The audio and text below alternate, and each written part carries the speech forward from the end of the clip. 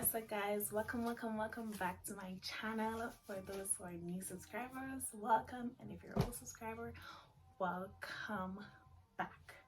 So for those who know and those who don't know, my name is Brittany, and I'm here with another video.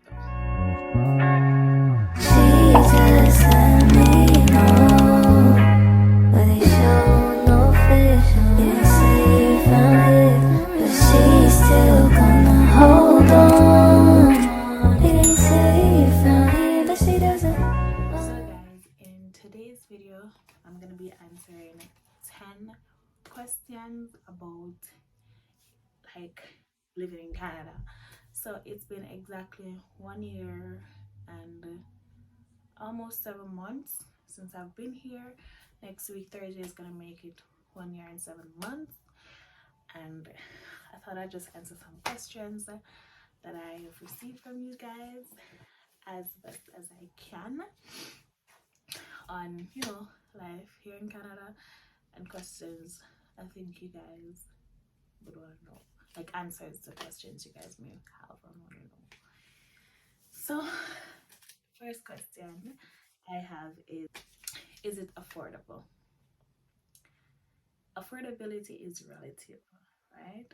So Canada, it kind of depends on where you live as well, because I know that people in Toronto, they will tell you like, oh, it's so expensive and all that, while I'm here in Saskatoon. So what I'm gonna do is just talk about Saskatoon specifically, because I haven't lived in any other province, but I've lived in Saskatoon, which is in the province of Saskatchewan. So I'll talk about that. So is it affordable here in Saskatoon? It's relative. If you are working a minimum wage job and just working that alone, then it's a little bit harder, because if you're living on your own while working minimum wage, then to pay rent and electricity, and on top of that, like groceries and transportation, all that stuff, minimum wage will not cover that. But if you have a job that's paying you like $20 something a month, and you're living on your own, not $27 a month, guys, $20 something an hour, and you're living on your own, then you can get by. I mean, you're gonna have to really be really disciplined to not really spend money on excess stuff, or else you have to live within your means, basically. So affordability is relative. I mean, there are places here where you can get cheap stuff. For example, you have like Dollarama, Dollar Tree, where if like those places have certain things that you find in like supermarkets, like for cheaper. For example, you can have feminine hygiene products, body wash, scent, like toilet paper, like a little bit of groceries you can find in there too. Stuff for your bathroom, kitchen, basically cleaning stuff, household stuff for like a good price, and they're good products as well, because I have used some. So yeah, you can have things from there. And on top of that, like there are places like Superstore and Freshco that I find to be really cheap, because they're always having like deals, and those places have like the international aisle where you can get like Jamaican stuff and the good stuff there for a cheap price. Because I, like, for example, not like, yeah, Jamaican, what's it called, the red pepper, the grace pepper, I get it for like $1 in Superstore. And then like egg, like the 30 eggs on the tray thingy, I get sometimes for even $7 in Freshco. So yeah, there it's at the same time, you have to know where to go to get things that are affordable. Next question is it safe? Again, safe is relative. I mean, I believe every country have their own type of crime and their own type of violence. Here, crime is here. It's just that people are sometimes hush hush about it, and I mean it's not as bad as Jamaica because I can walk on the street and not always have to be worrying about being robbed. Like I have an iPhone and I can walk around, have it at my ears, in my back pocket, in my hand, wherever, and I don't have to worry about someone sticking me up for my phone and all them something there. Like, and I sleep comfortable at night, not worrying about certain things. So, but not saying there isn't crime here. There is, but it's like there are parts of Saskatoon where it happens mostly, and I'm in that part where it happens a little bit less. Not saying it doesn't happen. You get what I'm saying?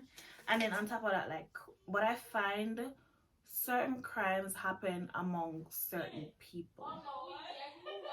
So yeah. Next question is, are people friendly, and is there racism? People here are somewhat friendly, yes.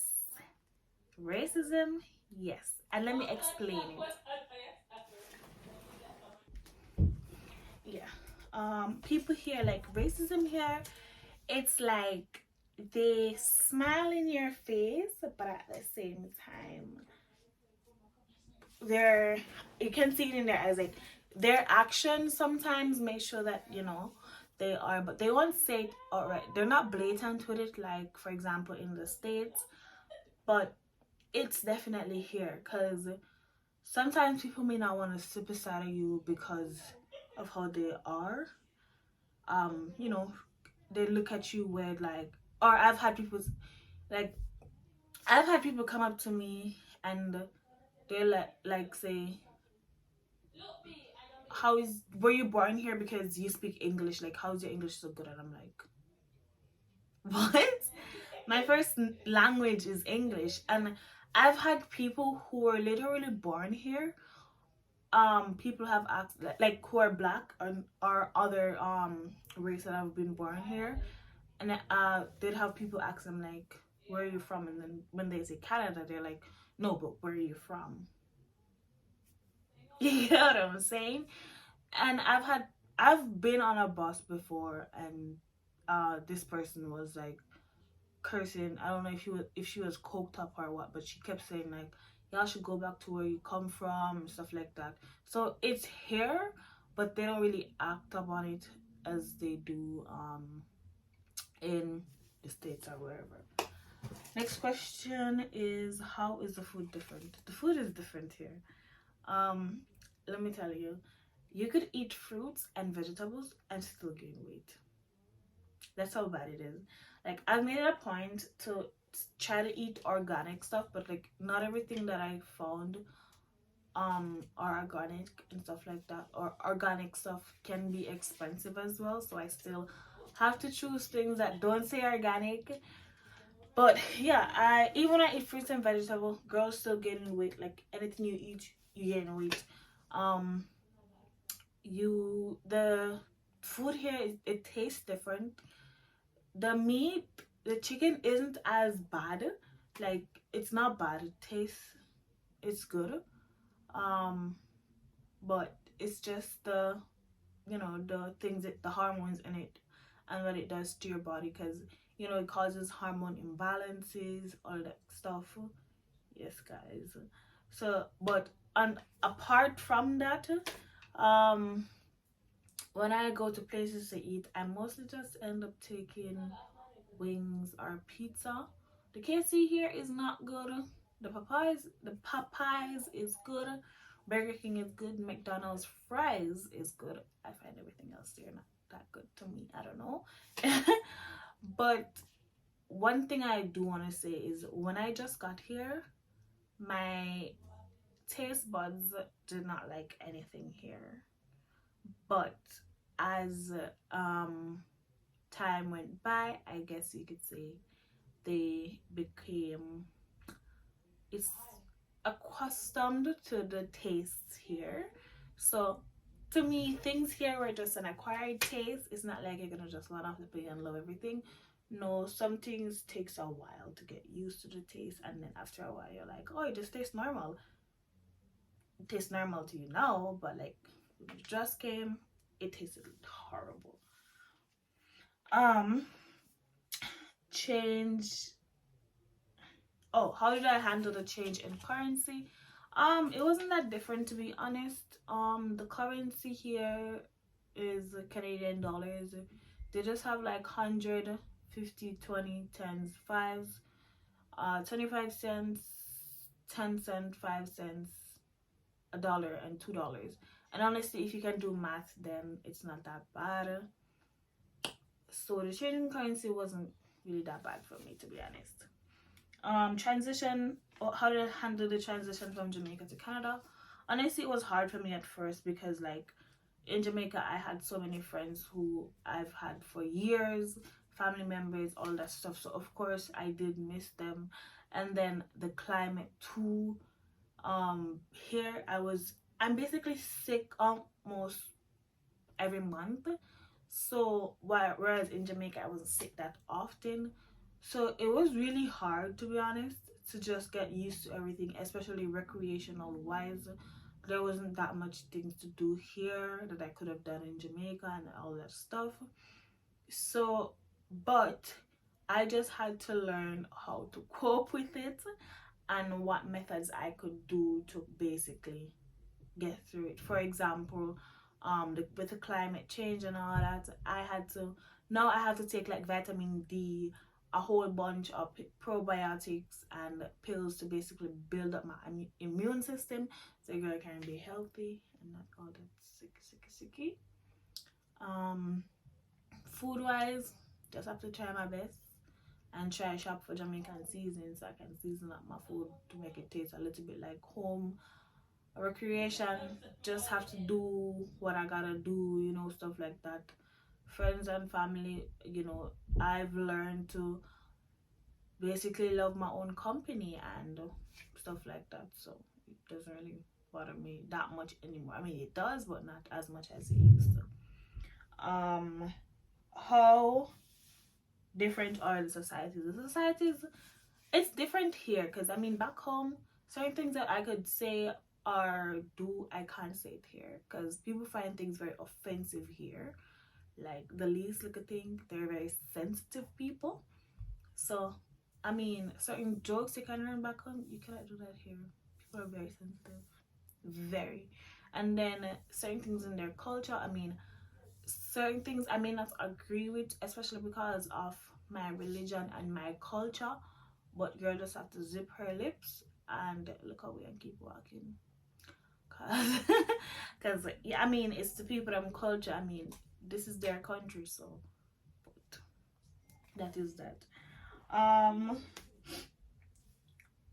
What advice for people coming here? Advice is, to be honest, one thing for sure is once you reach that airport and you step off of that plane and you're coming here, you need to drop your pride at the airport because trust me, you may come here and think, oh, I'm in Canada right now. Oh, life is this, and it's not gonna be like that at first, right? You're gonna have to leave your pride there, and guess what? You're gonna have to get a job that can help you to make ends meet. Yeah, you may not get the job that you thought you wanted at first, like sitting down in some nice office or whatever. Not everyone gets that. Not everyone gets that, right? But you have to drop your pride and know that sometimes you may have to take up a job at a fast food, or maybe the job that you thought you could get, you may have to settle for the pay that they're giving you. For example, instead of saying, oh, I don't want a job because they're only gonna pay me $30 an hour and I want $40 an hour, suck it up and take it. You just need to get your foot in the door, get a little bit of Canadian experience for like a year, and then after that year, boom, things will pick up. and you can earn more and level up. But you need to drop your pride as soon as you get here, or else you will reach nowhere. And don't think you can come here and just start um getting the most expensive stuff because you want to show off to those who are back home. Show off is going to bring you disgrace, big disgrace. So don't do that, guys. Like, whoever is back home, you don't need to show off to them. You need to stand in your truth and live in your truth here. Next thing is, how different are leisure activities? Activities here are different. So for example, we're back home, I could go to the beach. I gotta go to the pool here. And what they call, like, I'm sure you guys seen my Jamaica Independence Day video where I showed Pike Lake. You guys saw that what they had as a beach is basically a lake with sand. So that's different there. And me being me, I'm just not gonna go in that. But it's pool, right? And then on top of that, guys, other than that, it's like indoor activities that I find, like going to a games room, escape rooms, stuff like that. Like, and then winter, it's skiing, nothing much. And then summer, one thing that everyone looks forward to in the summer basically is just this thing called the exhibition, where it's like a carnival fair where people from the States, it's this thing from the States that came here and set up, and you know, it's a big carnival, like, with rides and everything like that. But honestly, there is not much to do here. You just sometimes I just do picnics, go to the park, but go for walks. Whereas in Jamaica, there is so many things to do for free. Here, other things you want to do, you probably have to pay. I mean, even to go to the pool, you have to pay. To go to Pike Lake, you have to pay for parking to go there. So whereas in Jamaica, you just get over, you go to the beach, wherever, you know, enjoy life. Next thing is independence. Like, I'm guessing this question is like, how, you know, being independent, getting a house, car, stuff like that. When you get here, you have to work towards that, because at the end of the day, nobody's gonna want you to keep being dependent on them, right? So you have to learn to gain it. So if it's by, that's my mom, guys.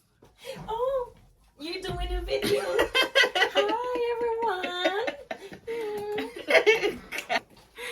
So guys, yeah, so basically, to get your house and everything, you just need to save, like get an apartment or whatever. You save and all of that. If it means taking the bus, suck up your pride and take the bus, no matter how stink it may be. Sometimes take the bus. And yeah, and after a while you gain that independence. Stop trying to depend on people and learn to depend on yourself. Yes, and once you're able to do that, you'll be successful. So guys, yeah, so that's the 10 tips I have, 10 questions that you guys wanted to know. And yeah, so that's the end of my video. I will see you guys some other time. Thank you so much for watching. If you stay to the end, big ups to you. And don't forget to like, comment, share, and subscribe. Go tell your mother, your papa, your brother, your sister, your friend, everybody. And that's the end of my video, guys. I love you guys so much, and peace out.